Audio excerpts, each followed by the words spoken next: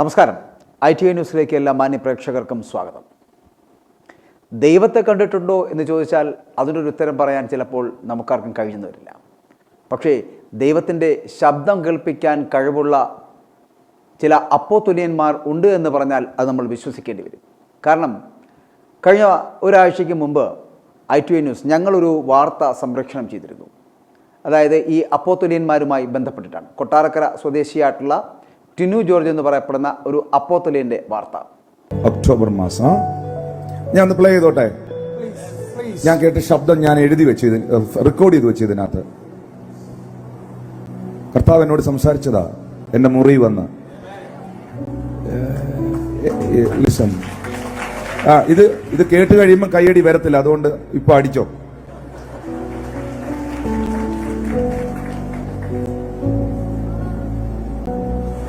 ചർച്ചിന്റെ തിന്മ എന്തുണ്ടെന്ന് നോക്കി നടക്കുന്ന നിന്നോട് കർത്താവ് പറയുന്നു. ചർച്ചിന്റെ കുറ്റം എന്തുണ്ട്, സഭയുടെ തിന്മ എന്തുണ്ടെന്ന് നോക്കി നടക്കുന്ന നിന്നോട് ദൈവം പറയുന്നു, നിന്റെ വീട്ടിൽ നിന്നും നിന്റെ തലമുറയിൽ നിന്നും തിന്മ മാറുകയില്ല.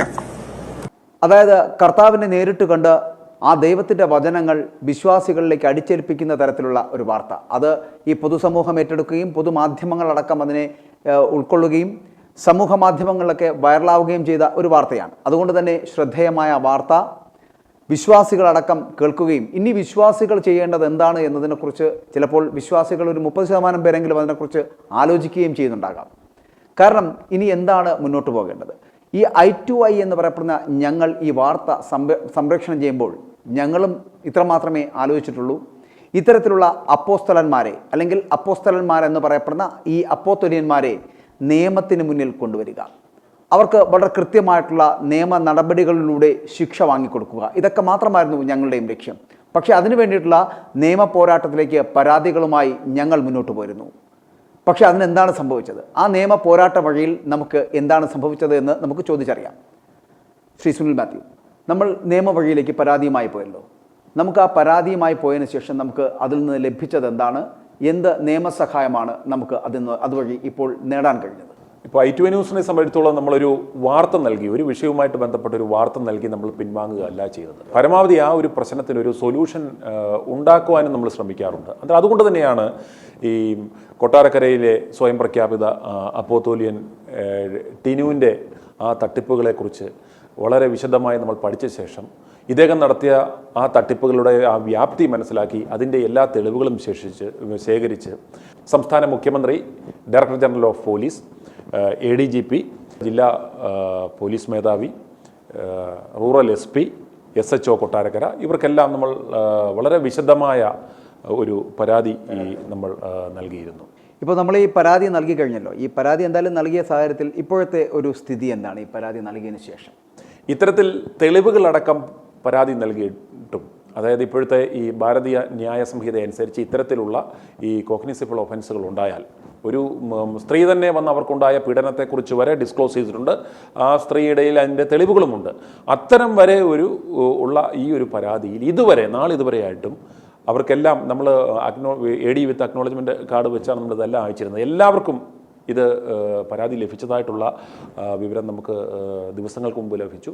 പക്ഷേ ഇതുവരെ ഒരു നടപടികൾ ഉണ്ടായിട്ടില്ല. ആ പരാതി നൽകിയ നമ്മുടെ കയ്യിൽ നിന്നൊരു സ്റ്റേറ്റ്മെൻറ്റ് എടുത്തിട്ടില്ല. ഇതിൻ്റെ വിക്ടിംസിനെ വിളിച്ച് ചോദ്യം ചെയ്തിട്ടില്ല. യാതൊരു നടപടികളും ഇതുവരെ ഉണ്ടായിട്ടില്ല. ഇപ്പോൾ എന്തായാലും നമ്മൾ ആ പരാതി നൽകിയ സാഹചര്യത്തിൽ ഇപ്പോൾ മുഖ്യമന്ത്രിക്കും ADGPക്കും DGPക്കും ഒക്കെ നമ്മൾ ആ പരാതി നൽകിയ സാഹചര്യത്തിൽ ഈ പരാതിക്ക് ഒരു പരിഹാരം കാണേണ്ടതല്ലേ? എന്തുകൊണ്ടാണ് പരിഹാരം കാണാതെ ഇവർ ഇങ്ങനെ മുന്നോട്ട് പോകുന്നത്? അപ്പോൾ ഇവർ ആരെയാണ് ഭയപ്പെടുന്നത്, അല്ലെങ്കിൽ എന്തുകൊണ്ടാണ് ഇവർക്കെതിരെ ഒരു നടപടി എടുക്കുവാൻ ഭയപ്പെടുന്നത് എന്നുള്ളതാണ്. ഉത്തരം വളരെ വ്യക്തമാണ്. കാരണം ഇവിടുത്തുള്ള രാഷ്ട്രീയ സംവിധാനങ്ങൾക്ക് ഇത്തരത്തിലുള്ള ഈ മനുഷ്യദൈവങ്ങൾക്ക് ഇവർ സപ്പോർട്ട് നൽകുന്നതിന് പ്രധാനപ്പെട്ട കാരണം ഇവരുടെ പിന്നിലുള്ള ആ ഒരു വോട്ട് ബാങ്ക്. അതായത് ഇതുപോലുള്ള ഓരോ സ്വയം പ്രഖ്യാപിത അപ്പോസ്തലന്മാരുടെ പിന്നിലും ആയിരക്കണക്കിന് വിശ്വാസി സമൂഹമുണ്ട്. അന്നേരം ഈ വിശ്വാസി സമൂഹത്തിൻ്റെ ഒരു പ്രത്യേകതയുണ്ട്. സാധാരണ ഈ പൗരോഹിത്യ സഭകളിലൊക്കെ ആണെങ്കിൽ കുറച്ചുകൂടെ ഒരു ഇൻ്റലക്ച്വലി കുറച്ചുകൂടെ ഒരു ഉയർന്ന മൊണ്ണങ്ങളാണെങ്കിലും കുറച്ചുകൂടെ ഭൗതിക നിലവാരം ഉള്ള ആളുകളാണ്. അവരുടെ സഭാപിതാക്കന്മാർ പറഞ്ഞാൽ അവർ അത്ര 100% കണ്ണടച്ചങ്ങ് വിശ്വസിക്കത്തില്ല. അവർ ഓക്കെ അത് കേൾക്കും, പിന്നെ അവർക്ക് യുക്തമായ കാര്യങ്ങൾ മാത്രമേ, പ്രത്യേകിച്ച് ആത്മീയമല്ലാത്ത മറ്റു മേഖലയിൽ അവർ അത് സ്വീകരിക്കത്തുള്ളൂ. എന്നാൽ ഇത്തരത്തിലുള്ള ഈ പൈശാചികദാസന്മാരുടെ പിന്നാലെ പോകുന്ന, അപ്പോസ്തലന്മാരുടെ പിന്നാലെ പോകുന്ന മുണ്ണകളെ സംബന്ധിച്ചിടത്തോളം ഇവർ പറഞ്ഞാൽ അവർ വേണേൽ ചാകാൻ റെഡിയാണ്. ഇത്തരത്തിലുള്ള ഈ റിലീജിയസ് കൾട്ടുകളുടെ പ്രത്യേകതയാണ്. നമുക്കറിയാം വിദേശ രാജ്യങ്ങളിലൊക്കെ 500-600 പേര് വിഷം കുടിച്ചു വരെ ഇവരുടെ ഇത്തരത്തിലുള്ള സ്വയം പ്രഖ്യാപിത അപ്പോസ്തലന്മാർ പറഞ്ഞ് വിഷം കഴിച്ച് ജീവനൊടുക്കിയവരെ നിരവധി ഇൻസിഡൻറ്റുകൾ ഉണ്ട്. അന്നേരം ഇവരെ സംബന്ധിച്ചിടത്തോളം അത്രയും ബ്ലൈൻഡായിട്ട് വിശ്വസിക്കുന്നതുകൊണ്ട് തന്നെ ഇവരെ സ്വാധീനിച്ചു കഴിഞ്ഞാൽ, ഇത്തരത്തിലുള്ള ഒരു സ്വയം പ്രഖ്യാപിത അപ്പോസ്തലനെ സ്വാധീനിച്ചു കഴിഞ്ഞ് കഴിഞ്ഞാൽ, അവരെ സപ്പോർട്ട് ചെയ്ത് കഴിഞ്ഞാൽ അവരുടെ പിന്നിലുള്ള ആയിരക്കണക്കിന് വരുന്ന മുണ്ണവിശ്വാസി സമൂഹത്തിൻ്റെ വോട്ട് ഇവർക്ക് ലഭിക്കും. അതുമാത്രമല്ല ഇവരുടെ കയ്യിൽ വളരെയധികം ഫണ്ടുണ്ട്. ഇന്ന് രാഷ്ട്രീയ കക്ഷികളെ സംബന്ധിച്ചിടത്തോളം അവർക്ക് ഏറ്റവും കൂടുതൽ ഫണ്ട് ലഭിക്കുന്നത് ഇവിടുത്തെ അബ്കാരികളിൽ നിന്നോ ക്വാറി മുതലാളിമാരിൽ നിന്നോ മറ്റു മാഫിയകളിൽ നിന്നുമല്ല, ഇത്തരത്തിലുള്ള ആത്മീയ കച്ചവടം നടത്തുന്ന മാഫിയകളിൽ നിന്നാണ്. അന്നേരം അവരുടെ ഏറ്റവും വലിയ ഫണ്ട് സോഴ്സും ഇവരാണ്. അതുകൊണ്ട് ഇവരെ സംബന്ധിച്ചിടത്തോളം ഇവർക്ക് വേണ്ടുന്ന ഒരു ഷീൽഡ് ഒരുക്കുക, ഇവർക്ക് വേണ്ടുന്ന പരിചയം ഒരുക്കുക, ഇവർക്ക് വേണ്ടുന്ന നിയമസംരക്ഷണം ഒരുക്കുക, ഇവർക്കെതിരെ പരാതി വന്നാൽ ഇവരെ സംരക്ഷിക്കുക എന്ന ആ ഒരു ചുമതല അവർ നല്ല വൃത്തിയായിട്ട് ചെയ്തു. ഇപ്പോൾ നമ്മൾ ഈ പറഞ്ഞ അപ്പോസ്തലന്മാർ, അല്ലെങ്കിൽ നമ്മൾ അപ്പോസ്തലന്മാർ എന്നാണ് വിളിക്കേണ്ടത്, അവരങ്ങനെ തന്നെയാണ് വിളിക്കേണ്ടത്. കാരണം ഈ അപ്പോസ്തലന്മാർ ഇങ്ങനെ വിശ്വാസ സമൂഹത്തെ കയ്യിലെടുക്കുന്ന തരത്തിലേക്ക് എത്തപ്പെടുന്നു. ഇങ്ങനെ ഒരു വിശ്വാസ സമൂഹത്തെ കയ്യിലെടുക്കേണ്ടതിന് മാത്രമുള്ള എന്ത് യോഗ്യതയാണ് ഇവർക്ക് ഉള്ളത് എന്നത് കൂടി നമ്മൾ പരിശോധിക്കേണ്ടതില്ലേ? അത് കൃത്യമായി നമ്മൾ മനസ്സിലാക്കേണ്ടതുമല്ലേ? ഒരു അപ്പോസ്തലനാകാൻ ഒരു യോഗ്യതയും വേണ്ട എന്നാണ് മനസ്സിലാക്കേണ്ടത്. കാരണം അത്യാവശ്യം നല്ലൊരു നാക്കുണ്ടെങ്കിൽ, പിന്നെ ഒരു വേദപുസ്തകം മേടിക്കാനുള്ള ഒരു 100 രൂപ കയ്യിലുണ്ടാവണം, ഒരു വെള്ള ഷർട്ട് ഉണ്ടാവണം. ഇതുണ്ടായി കഴിഞ്ഞു കഴിഞ്ഞാൽ അവനൊരു സ്വയം പ്രഖ്യാപിത അപ്പോസ്തലനാകാം. അവന് ബൈബിളിലെ ഏതെങ്കിലും ഒരു വാക്യം കൂടെ ചേർന്ന് ഒരു മിനിസ്ട്രിയും കൂടെ ചേർത്ത് ഒരു സഭ എന്ന് പ്രഖ്യാപിച്ചു കഴിഞ്ഞാൽ അവനൊരു സഭയായി. ഇതിന് പ്രത്യേകിച്ച് രജിസ്ട്രേഷൻ വേണ്ട, ഇതിന് മറ്റുള്ള ട്രെയിനിങ്ങുകൾ വേണ്ട, പെർമിഷൻസ് ആൻഡ് സാങ്ഷൻസ് ഒന്നും വേണ്ട. ഒരു 2-3 അന്നേരം ഇതിന് സപ്പോർട്ട് ചെയ്യുന്ന വചനശകലമുണ്ട്. എൻ്റെ നാമത്തിൽ 2-3 പേർ കൂടിയാൽ അവരുടെ മധ്യേ ഞാനുണ്ടെന്ന് കർത്താവ് പറഞ്ഞിട്ടുണ്ട്. അന്നേരം ഇതാണ് ഇവർക്കൊരു സഭ സ്ഥാപിക്കാനുള്ള ഒരു വേദവാക്യം.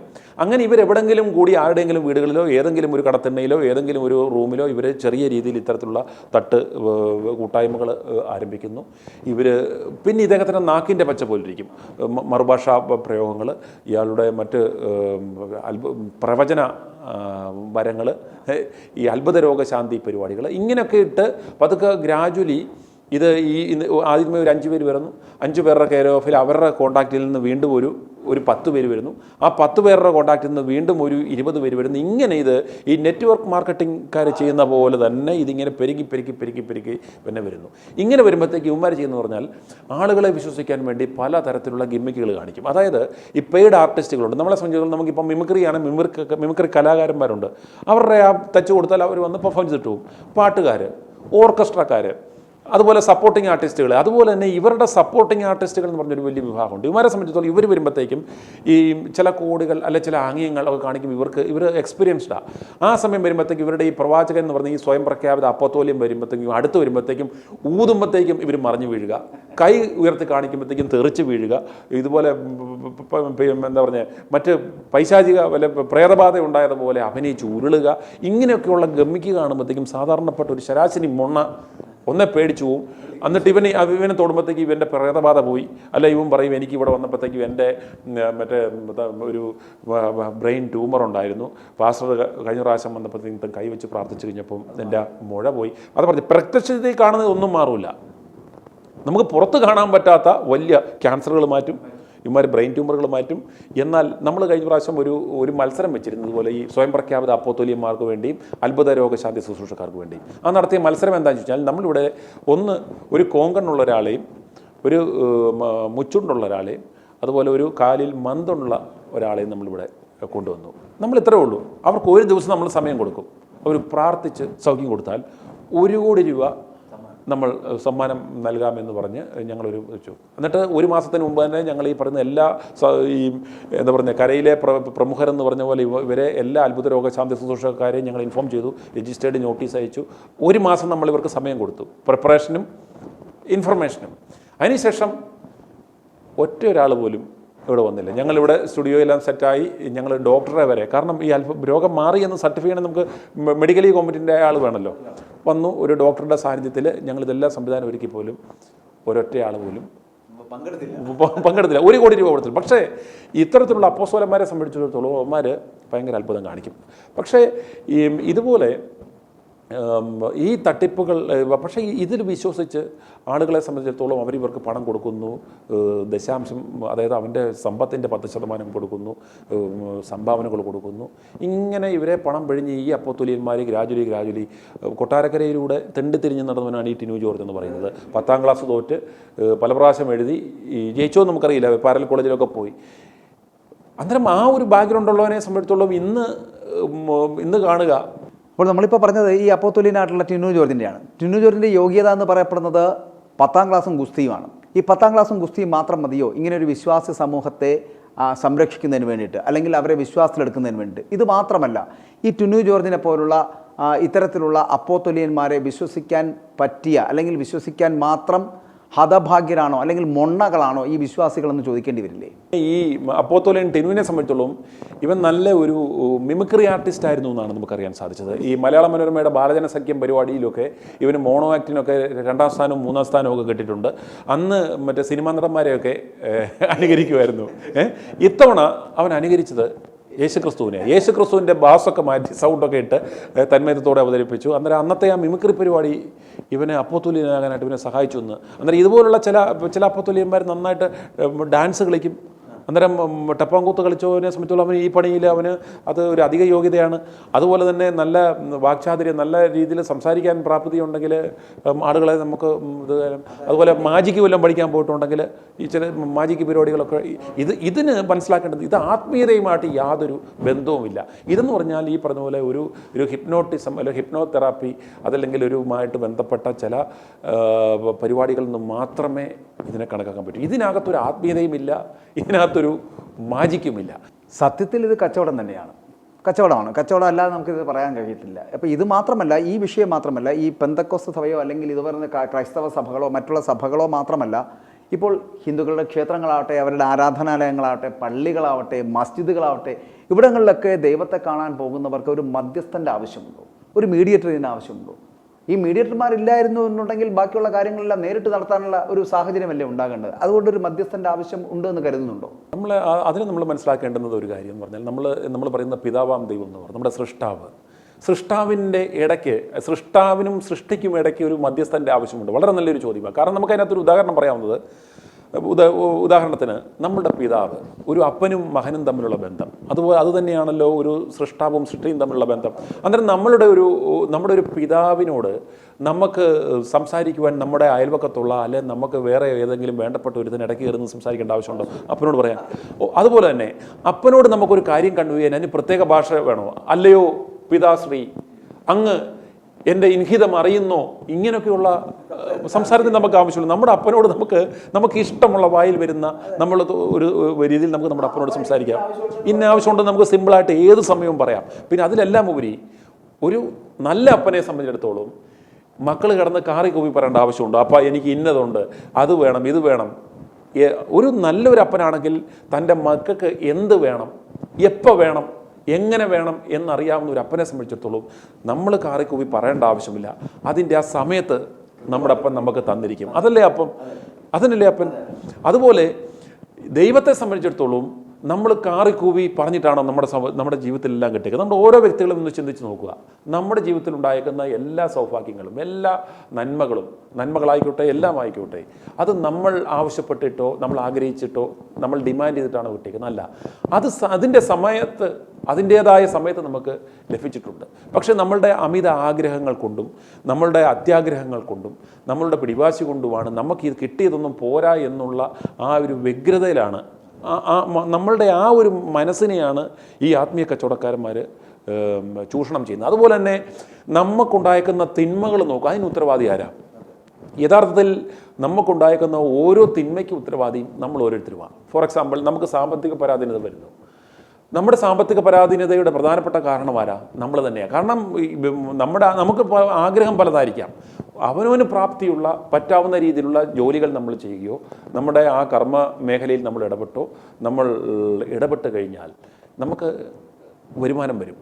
പോട്ടെ, നമ്മളൊരു കൂലിപ്പണിക്ക് ഇറങ്ങിയാൽ പോലും ഇന്ന് നമുക്കൊരു 1000-1500 രൂപ ഒരു കൂലിപ്പണിക്ക് പോയാൽ പോലും നമുക്ക് ഡെയിലി കിട്ടും. അന്നേരം അതുകൊണ്ട് ഒരു ആരോഗ്യമുള്ളൊരു വ്യക്തിയെ സംബന്ധിച്ചിടത്തോളം എന്ത് പണി ചെയ്താലും അവന് കുടുംബം പോറ്റാം. അതുപോലെ കൃഷി ചെയ്തോ കച്ചവടം നടത്തിയോ അതല്ലെങ്കിൽ എന്ത് തരം തൊഴിലേർപ്പെട്ടും നമുക്ക് വരുമാനം ഉണ്ടാകും. അത് ചെയ്ത് കഴിഞ്ഞാൽ സാമ്പത്തിക പ്രശ്നം ഉണ്ടാകുന്നില്ല. അതുപോലെ രോഗങ്ങൾ നമ്മളാണ് ഉണ്ടാക്കുന്നതെന്ന് ചോദിച്ചാൽ നമുക്ക് ഉറപ്പിച്ച് പറയാം 90% രോഗങ്ങളും നമ്മൾ തന്നെ ഉണ്ടാക്കുന്നത്. ഒന്ന്, നമ്മുടെ ജീവിതശൈലി നമ്മൾ ശ്രദ്ധിക്കാതെ നമ്മൾ വാരി വലിച്ചു കഴിച്ചു, ഭക്ഷണ കാര്യങ്ങൾ ശ്രദ്ധിക്കാതെ നമ്മൾ പലതരത്തിലുള്ള രോഗങ്ങൾ ഉണ്ടാക്കി വെക്കുന്നു. ഇതിൻ്റെ എല്ലാം കാരണം നമ്മുടെ അജ്ഞത കൊണ്ടാവാം.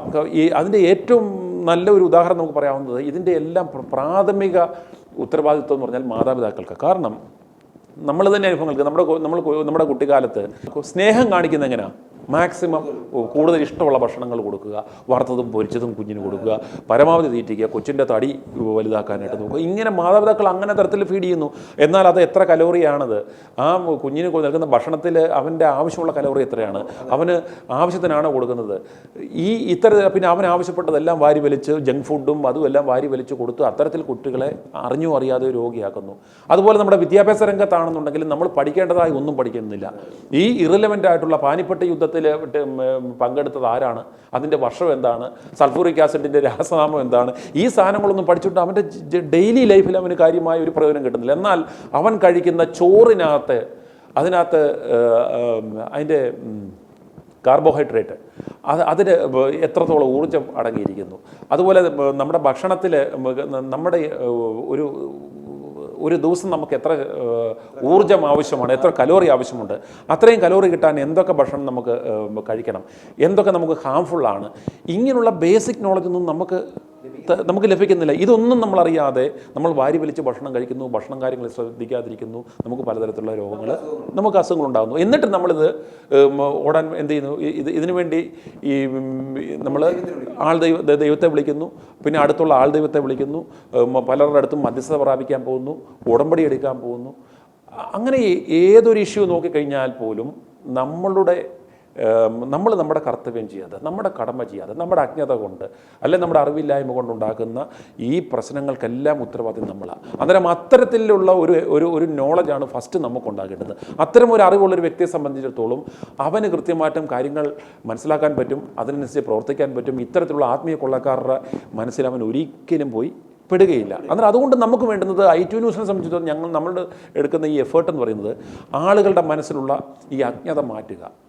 ഇവരെന്ന് പറഞ്ഞാൽ ഇത് വെറുതെ മനുഷ്യൻ്റെ ഈ അജ്ഞതയും മനുഷ്യൻ്റെ മനസ്സിൽ ഭീതി വളർത്തി അതിൻ്റെ ഫലം കൊയ്യുന്ന വെറും കള്ള കൂട്ടങ്ങളാണ് ഇവന്മാരെന്ന് മനസ്സിലാക്കുക. ഇവിടെ ദൈവം എന്താണ് എന്ന് ചോദിച്ചാൽ താങ്കൾ ഇവിടെ പറഞ്ഞതുപോലെ ദൈവം എന്ന് പറയുന്നത് കർമ്മമാണ്. നമ്മൾ അത്യധ്വാനം ചെയ്തു കഴിഞ്ഞാൽ സുഖലോലുപന്മാരായി നമുക്ക് ജീവിക്കാൻ കഴിയും എന്നുള്ളത് തന്നെയാണ്. അപ്പോൾ കർമ്മം ചെയ്യുക, ഫലേച്ഛ കൂടാതെ കർമ്മം ചെയ്തു കഴിഞ്ഞാൽ നമുക്ക് ദൈവത്തിനെ കാണാൻ കഴിയുമെന്ന് തന്നെ വിശ്വസിക്കേണ്ടിയിരിക്കുന്നു. അങ്ങനെയാണെന്നുണ്ടെങ്കിൽ ആ ഒരു അവസരത്തിൽ എന്തിനാണ് നമ്മൾ മറ്റുള്ള കാര്യങ്ങളെക്കുറിച്ച് ഇതുപോലുള്ള അപ്പോസ്തലന്മാരുടെ അടുക്കലേക്ക് പോകേണ്ട ആവശ്യകത എന്താണ്? അല്ലെങ്കിൽ എന്തിനാണ് ഈ അപ്പോസ്തലന്മാരെ അല്ലെങ്കിൽ അപ്പോസ്തലന്മാരെന്ന് പറയപ്പെടുന്നവരെ നമ്മൾ ദൈവപുത്രന്മാർ അല്ലെങ്കിൽ ദൈവത്തിൻ്റെ പ്രതിപുരുഷന്മാരെന്ന് പറഞ്ഞ് സ്വീകരിക്കേണ്ട ആവശ്യം എന്താണ്? ഈ പറഞ്ഞ പോലെ ഇപ്പോൾ സ്കാൻഡിനേവിയൻ രാജ്യങ്ങളിൽ നമ്മൾ നോക്കുക, അവിടെ ദൈവം എന്ന് പറയുന്ന മതം എൻ്റർടൈൻ ചെയ്യുന്നില്ല, ദൈവങ്ങളില്ല.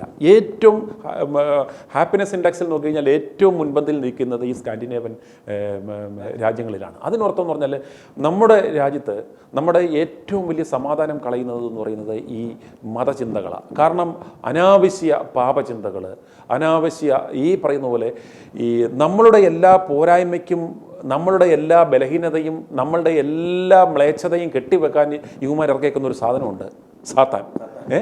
എന്ത് സാധനം ഉണ്ടല്ലോ അത് സാത്താൻ്റെ മണ്ടയിൽ ഇവന്മാർ പൈശാചിക ശക്തിയാണ്. എന്താ പറയുക, നമ്മളൊരു പണിയും ചെയ്യാതെ നമുക്ക് സാമ്പത്തിക പരാധീനത ഉണ്ടാകുന്നു, നമുക്ക് കഷ്ടത വരുമ്പോഴത്തേക്കും പറയും അത് ബന്ധനമാണ്, അത് പൈശാചിക ബന്ധനമാണ്. അത് രോഗം വന്നാലും പറയും അത് സാത്താന്യ ബന്ധനമാണ്. നമുക്ക് എന്തെങ്കിലും ഒരു നാശനഷ്ടം വന്നാൽ പറയും അത് പൈശാചിക ശക്തിയുടെ ഇടപെടലാണ്. ഒന്നുമല്ല, ഇതെല്ലാം നമ്മുടെ കയ്യിലിരിപ്പം നമ്മുടെ കർമ്മഫലം കൊണ്ടുണ്ടാകുന്ന സാധനമാണെന്ന്. ഇവിടെ മനുഷ്യൻ്റെ അലസത, ഈ അലസതയിൽ നിന്നുണ്ടാകുന്ന അവരുടെ സാമ്പത്തിക പരാധീനത, അവൻ്റെ അലസതയിൽ നിന്നുണ്ടാകുന്ന രോഗപീഠകൾ, ഇതല്ലാതെ ഒന്നും തന്നെ മനുഷ്യന് ഉണ്ടാകുന്നില്ല എന്നുള്ളതാണ്. പക്ഷേ എന്തുകൊണ്ടോ ഇതെല്ലാം നമ്മൾ ദൈവത്തിലേക്ക് അടിച്ചേൽപ്പിക്കുന്ന തരത്തിലേക്ക് ആയിപ്പോകുന്നു. നമ്മളെ പറഞ്ഞ ഈ അതിസമ്പന്നത വരുമ്പോൾ ആ ഒരു മാനസിക നിയന്ത്രണവും, ഇപ്പോൾ നമ്മുടെ ഈ പരിധിയില്ലാത്ത പണം വരുന്നു. പരിധിയില്ലാത്ത പണം വരുമ്പോഴത്തേക്കും സ്വാഭാവികമായിട്ട് എന്ത് ചെയ്യും?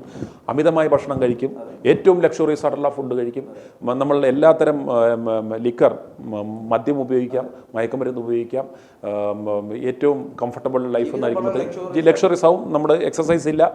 ഇങ്ങനെ വരുമ്പോഴത്തേക്കും എല്ലാത്തരം ലിവർ ഡാമേജ് ആകും, നമ്മുടെ ബാക്കിയുള്ള അവയവങ്ങളെല്ലാം ഡാമേജ് ആകും, എല്ലാത്തരം അസുഖങ്ങൾ പിടിപെടും. ഇതിനെല്ലാം വന്നിട്ട് അവസാനം ഉത്തരവാദി ആരാ? സാത്താൻ. എന്നിട്ട് ഈ പറഞ്ഞ പോലെ ഇതിൽ നിന്നെല്ലാം എന്നിട്ട് ഈ പേടി വരികയാണ്. ഒന്ന്, നമ്മൾ നേരാമണ്ണമല്ലാതെ ഉണ്ടായ പൈസ, കൈക്കൂലിയാകാം, അതല്ലെങ്കിൽ വേറെ ഏതെങ്കിലും തരത്തിലുള്ള നമ്മൾ അർഹിക്കാത്ത തരത്തിലാത്ത പണം വന്നു കഴിയുമ്പോഴത്തേക്ക് നമ്മുടെ ഉള്ളിനുള്ളൊരു പേടി ഉണ്ടാവും. ഈ പണം, ഈ പേടിയെ സംബന്ധിച്ചുള്ള ഇവന്മാർ പറയും, അന്നേരം എന്താ പറയും? ഇത് ദൈവത്തിന് ഇച്ചിരി കൊടുത്താൽ, അല്ലെ ദൈവദാസന്മാർ എന്ന് പറഞ്ഞ ഈ പൈശാചികദാസന്മാർക്ക് കുറച്ച് കൊടുത്താൽ ഇവന്മാരുടെ പ്രാർത്ഥനയെ കൊണ്ട് നമ്മൾ ചിലപ്പോൾ രക്ഷപ്പെട്ടാലോ. അന്നേരം ഒരു ആൻറ്റിസിപ്പേറ്ററി ബെയിലിന് വേണ്ടി നമ്മൾ ഇവന്മാർക്കും കുറച്ച് കൊടുക്കും, ഏതായാലും സേഫ്റ്റിക്ക് വേണ്ടി. അന്നേരം ഇത്തരത്തിലുള്ള ഈ ഒരു ചിന്താഗതി ഉള്ളവരാണ് യഥാർത്ഥത്തിൽ ഈ പൈശാചികദാസന്മാരെ വളർത്തുന്നത്. ഈ ഇല്ലാത്തവനും കൂടുതലുള്ളവനും ഇതിലേക്ക് പോകും. കാരണം ഇല്ലാത്തവന് ഏതായാലും ഈ ചെറിയ പൈസ കൊടുത്താൽ ചിലപ്പം വീട്, ഒത്താലൊരു ജോലി, ഒത്താലൊരു വിദേശത്ത് പോക്ക്, ഒത്താലൊരു രോഗസൗഖ്യം. മറ്റവനെ സംബന്ധിച്ചിടത്തോളം എൻ്റെ കയ്യിൽ കോടി ഇരിപ്പുണ്ട്, ഇതിനോട്ടൊരു പണി കിട്ടാതിരിക്കണമെങ്കിൽ, ഇത് പോകാതിരിക്കണമെങ്കിൽ ഇതിനകത്ത് ഒരു ഇച്ചിരി ദശാംശം അങ്ങോട്ട് 10% അങ്ങോട്ട് പോയാൽ 90 എൻ്റെ പോക്കറ്റിൽ കിടക്കുമല്ലോ. അന്നേരം ഈ ചിന്താഗതിയാണ് ഇവന്മാർ കച്ചവടം പഠിക്കുന്നത്. ഇവിടെ നമുക്ക് ഈ രോഗങ്ങളാകട്ടെ, അല്ലെങ്കിൽ നമ്മുടെ സാമ്പത്തിക പരാധീനതകളാകട്ടെ, എന്തുമാകട്ടെ, ഇതെല്ലാം ചൂഷണം ചെയ്യപ്പെടുന്ന ഒരു വിഭാഗമായിട്ട് മാറുകയാണ് ഈ അപ്പോസ്തലന്മാർ. കാരണം മറ്റുള്ളവരുടെ സാമ്പത്തിക പരാധീനതകളെ, മറ്റുള്ളവരുടെ രോഗങ്ങളെ ഒക്കെ ചൂഷണം ചെയ്തുകൊണ്ട് മുന്നോട്ട് പോകുന്ന ഒരു സാഹചര്യമാണ്. ആ സാഹചര്യത്തെ മുതലാക്കുകയാണ് ഈ അപ്പോസ്തലന്മാർ ചെയ്യുന്നത്. ഇങ്ങനെയുള്ള ഈ അപ്പോസ്തലന്മാരെ നിയമത്തിൻ്റെ മുന്നിൽ കൊണ്ടുവരേണ്ടതുണ്ട്. അതാണ് ഇപ്പോൾ ITI ചെയ്തുകൊണ്ടിരിക്കുന്നത്. അതിനുവേണ്ടിയുള്ള ശ്രമങ്ങളാണ് നമ്മൾ നടത്തിയിരുന്നത്. അപ്പോൾ അതിനുവേണ്ടിയുള്ള ശ്രമങ്ങളുമായി, പരാതികളുമായി മുന്നോട്ട് പോകുമ്പോൾ നമുക്ക് ആ പരാതിക്കൊരു മറുപടി പോലും നൽകാൻ കഴിയാത്ത വിധത്തിലേക്ക് മാറിപ്പോകുന്നു. ഈ സാഹചര്യത്തിൽ നിന്നും ഇവരെ നിയമത്തിന് മുന്നിൽ കൊണ്ടുവരേണ്ടതില്ലേ? അപ്പോൾ ഇനി നമുക്ക് ഇവർക്ക് വേണ്ടി എന്താണ് ചെയ്യാൻ പറ്റുക? ഇപ്പം നിയമ സംവിധാനങ്ങൾ എന്ന് പറഞ്ഞാൽ നമുക്കറിയാം, സർക്കാർ എന്ന് പറഞ്ഞാൽ ആരാ? നമ്മളുടെ തന്നെ ഒരു റിപ്ലിക്ക, അല്ലെ നമ്മളുടെ തന്നെ ഒരു പരിച്ഛേദമാണ് സർക്കാർ എന്ന് പറഞ്ഞ് അവിടെ ഇരിക്കുന്നവർ. ഇതേപോലെ സാധാരണ മജ്ജയും മാംസവുമുള്ള, ഇപ്പോൾ എല്ലാത്തരം വിചാരങ്ങളുള്ള, എല്ലാത്തരം ഗൂഢ ലക്ഷ്യങ്ങളുമുള്ള ആളുകൾ തന്നെയാണ്. അന്നേരം അവരെ സംബന്ധിച്ചിടത്തോളം ഈ എന്താ പറയുന്നത്, അവർക്കും പ്രയോജനകരമായ അവരുടെ നിലനിൽപ്പ് നോക്കി മാത്രമേ ചെയ്യത്തുള്ളൂ. അന്നേരം അത്തരത്തിലുള്ള അത് ഏത് സംവിധാനം, സർക്കാർ സംവിധാനത്തിലാണെങ്കിലും പോലീസ് സംവിധാനത്തിലാണെങ്കിലും നിയമ സംവിധാനങ്ങളിലാണെങ്കിലും അങ്ങനെ വരും. അന്നേരം അതുകൊണ്ട് തന്നെ പെട്ടെന്നൊരു മാറ്റം അവിടെ നിന്ന് വരത്തില്ല. ഈ മാറ്റം ഉണ്ടാകേണ്ടുന്നത് നാം ഓരോരുത്തരിൽ നിന്നാണ്. കാരണം ഓരോ വ്യക്തിയും ചിന്തിക്കുക, ഇതിനൊരു മാറ്റം വരണമെങ്കിൽ ഇത്തരത്തിലുള്ള ഈ അപ്പോസ്തലന്മാർ, അല്ലെങ്കിൽ ഈ ദ്രവ്യദാസന്മാർ, ഈ കൂതാശപ്പണിക്കാരന്മാർ, ഈ തൊപ്പിത്തൊഴിലാളിക്കാർ, ഈ ആത്മീയ വചനക്കൊള്ളക്കാരന്മാരെ ഉണ്ടാകാതിരിക്കണമെങ്കിൽ നമ്മൾ ചെയ്യുന്നത്, ഇവരെ വളർത്തുന്നത് നമ്മളാണ്. നമ്മൾ ഇവരുടെ അടുത്ത് പോയിട്ടാണ് ഇവന്മാർക്കൊരു റോൾ ഉണ്ടാകുന്നത്. ഇവന്മാർ ഓഡിയൻസായി നമ്മൾ മാറുമ്പോഴാണ് ഇവന്മാർക്കൊരു സ്റ്റേജ് കിട്ടുന്നത്. അതുപോലെ നമ്മളിട്ട് കൊടുക്കുന്ന പണം, നമ്മൾ പലപത്തുള്ളി പെരുവെള്ളം എന്ന് പറയുന്ന നമ്മൾ കൊടുക്കുന്ന വിധവയുടെ ജില്ലിക്കാശ് എന്ന് പറയുന്ന പോലെ നമ്മൾ കൊടുക്കുന്ന 5ഉം 10ഉം, അതുപോലെ കള്ളപ്പണക്കന്മാരുടെ ലക്ഷങ്ങളും ആണ് ഇവന്മാരെ വളർത്തുന്നത്. അതുകൊണ്ട് ഇവന്മാരുടെ സപ്ലൈ ലൈൻ കട്ട് ചെയ്യുക. ഇപ്പോൾ നിങ്ങൾക്ക് അത്ര നിർബന്ധമാണെന്നുണ്ടെങ്കിൽ, നിങ്ങൾ ഈ അപ്പോസ്തലന്മാരുടെ മുന്നിൽ കൈകൊട്ടിപ്പാട്ടും തുള്ളിച്ചാട്ടുമാണ് പോകണമെന്നുണ്ടെങ്കിൽ, നിങ്ങൾ പെട്ടെന്ന് നിർത്താൻ പറ്റുന്നില്ല. മദ്യപാനം പോലെ പെട്ടെന്ന് ഒരു ദിവസം സ്റ്റോപ്പ് ചെയ്ത് കഴിഞ്ഞാൽ ഇത് ഈ വിഡ്രോവൽ സിംറ്റം ഒക്കെ പലർക്കും ഉണ്ടാവും. എന്ന് പറഞ്ഞ പോലെ ഇവർക്കും ഇത് പല പ്രശ്നങ്ങളും ഉണ്ടാവാം. അന്നേരം അങ്ങനെ പ്രശ്നമുള്ളവർ, നിങ്ങൾ കൈകൊട്ടിപ്പാടാനും തുള്ളിച്ചാടാനും നിങ്ങൾ പോവുക, പക്ഷേ 5 പൈസ ഇവന്മാർക്ക് സ്തോത്ര കാഴ്ചയെന്നോ നേർച്ചയെന്നോ ദശാംശം എന്ന് പറഞ്ഞാൽ കൊടുക്കരുത്. കാരണം ഇതിന് ഇവന്മാർ അർഹരല്ല. ആ പണമാണ് ഇവന്മാരെ വളർത്തുന്നത്. അതുകൊണ്ട് നിങ്ങൾ ഈ ഓരോ വിശ്വാസിയും ചിന്തിക്കുക, ഇവന്മാർക്ക് 10 നയാ പൈസ കൊടുക്കത്തില്ല എന്ന് നിങ്ങൾ ചിന്തിച്ചാൽ, ഇവിടെയുള്ള വിശ്വാസി സമൂഹം ചിന്തിച്ചാൽ, ഒരു 2-3 മാസം ഇവന്മാർ ഒരു വിധത്തിൽ വല്ലതും കിട്ടുമെന്നോർത്ത് ഇവന്മാർ നിൽക്കും. കടം മേടിച്ചിട്ടാണെങ്കിലും ഇവന്മാർ ഈ പരിപാടി നടത്തും. പക്ഷേ 3-4 മാസത്തിനപ്പുറത്തേക്ക് ഈ കച്ചവടം പോകത്തില്ല. ഇവിടെയുള്ള സകല അപ്പോസ്തലന്മാരും കള്ളപ്രവാചകന്മാരും ഷെഡിൽ കയറും. അവന്മാർ കൂലിപ്പണിക്ക്, വാർക്കപ്പണിക്ക് ഉള്ളവർ വാർക്കപ്പണിക്ക് പോകും, ചെരുപ്പ് കുത്താൻ അറിയാവുന്നവർ ചെരുപ്പ് കുത്താൻ പോകും, മരം വെട്ടാൻ പോകുന്നവർ മരം വെട്ടാനും പോകും. ഈ അവസ്ഥ ഉണ്ടാക്കാൻ പറ്റാവുന്നത് വേറെ നിയമ സംവിധാനത്തിനൊന്നും ഉണ്ടാക്കാൻ പറ്റത്തില്ല, നമ്മൾ ഓരോരുത്തരും വിചാരിച്ചാൽ. ഇപ്പോൾ ഇവിടെ നമുക്ക് പറയാൻ കഴിയുന്നത്, ഈ വിശ്വാസികൾ എന്ന് പറയപ്പെടുന്നവർ, അതായത് ഈ വിശ്വാസ സമൂഹം എന്ന് പറയപ്പെടുന്നവർ ഒരു തീരുമാനത്തിലേക്ക് എത്തണം. അതായത് നമ്മൾ ഇതിന് പോകുന്നില്ല, അതായത് ഇവരിങ്ങനൊരു തീരുമാനത്തിലേക്ക് എത്തപ്പെടുമ്പോൾ സ്വാഭാവികമായിട്ടും ഇപ്പോൾ പള്ളിയിലുള്ള പാതിരിമാരാവട്ടെ, ക്ഷേത്രത്തിലുള്ള പൂജാരിമാരാവട്ടെ, ഇനി മുസ്ലിം പള്ളികളിലുള്ള പൗരോഹിത്യന്മാരാവട്ടെ, ഇവർ ആരാണെങ്കിലും ശരി, ഇങ്ങനെ 5 രൂപയോ 10 രൂപയോ എന്നല്ല, ലക്ഷക്കണക്കിന് രൂപകൾ ലഭിക്കുന്നുണ്ട്. അതിൽ സുഖലോലുപന്മാരായി ജീവിച്ചു കഴിയാം. ഈ ഭക്തന്മാരെയും വിശ്വാസികളെയും വിറ്റ്, അല്ലെങ്കിൽ ഇവരെയൊക്കെ ഇങ്ങനെ വിഡ്ഢിത്തം പറഞ്ഞ് കബളിപ്പിച്ച് ജീവിക്കാമെന്ന് വിശ്വസിക്കുന്നവർക്കെതിരെ ഒരു തീരുമാനമെടുക്കേണ്ടത് സത്യത്തിൽ വിശ്വാസികളാണ്. ആ വിശ്വാസികൾ ഒരു തീരുമാനമെടുത്താൽ ഇതിനൊരു പൂർത്തീകരണം ഉണ്ടാകും എന്നല്ലേ നമുക്ക് പറഞ്ഞ് അവസാനിപ്പിക്കാൻ കഴിയും. ഓരോ വ്യക്തിയും മനസ്സിലാക്കേണ്ടുന്ന കാര്യം എന്ന് പറഞ്ഞാൽ, സൃഷ്ടാവിനും സൃഷ്ടിക്കും ഇടയ്ക്ക് ഒരു മധ്യസ്ഥൻ്റെയോ ഒരു ഇടനിലക്കാരൻ്റെയോ ആവശ്യമില്ല. ദൈവത്തിൻ്റെ ആലയം എന്ന് പറയുന്നത് നമ്മളാണ്. ദൈവാലയം നമ്മുടെ ശരീരമാണ്. നമ്മുടെ ഈ ആലയത്തിലാണ് ദൈവം കുടികൊള്ളുന്നത്. നമ്മുടെ മനസ്സിൽ, നമ്മുടെ ഹൃദയത്തിലാണ് ദൈവം കുടികൊള്ളേണ്ടത്. കുടികൊള്ളണമെങ്കിൽ അതിനെ പാവനമായും പരിശുദ്ധമായും നമ്മൾ സൂക്ഷിക്കുക. നമ്മുടെ ശരീരത്തെ, നമ്മുടെ മനസ്സുകൊണ്ടും ശരീരം കൊണ്ടും അതിനെ ഒരു പവിത്രമായ ഒരു ദൈവാത്മാവിന് വസിക്കുവാൻ പാകമായ രീതിയിൽ നാം ഓരോരുത്തരും ദൈവാലയങ്ങളായി മാറിയാൽ ഇവിടെ വേറൊരു ദൈവാലയത്തിൻ്റെ ആവശ്യമില്ല. ഈ ഒരു അവബോധം ഉണ്ടാകുവാൻ വേണ്ടി മാത്രമാണ് ഞങ്ങൾ സംസാരിക്കുന്നത്. ഞങ്ങൾ സംസാരിച്ചു കൊണ്ടേയിരിക്കും ഈ ഒരു ലക്ഷ്യത്തിലെത്തുന്നത് വരെ. i2i News, an eye for truth. i2i News subscribe ചെയ്തിട്ടില്ലാത്തവർ ഇപ്പോൾ തന്നെ സബ്സ്ക്രൈബ് ചെയ്യുക. നോട്ടിഫിക്കേഷൻ ലഭിക്കുവാൻ ബെൽ ബട്ടണും അമർത്തുക.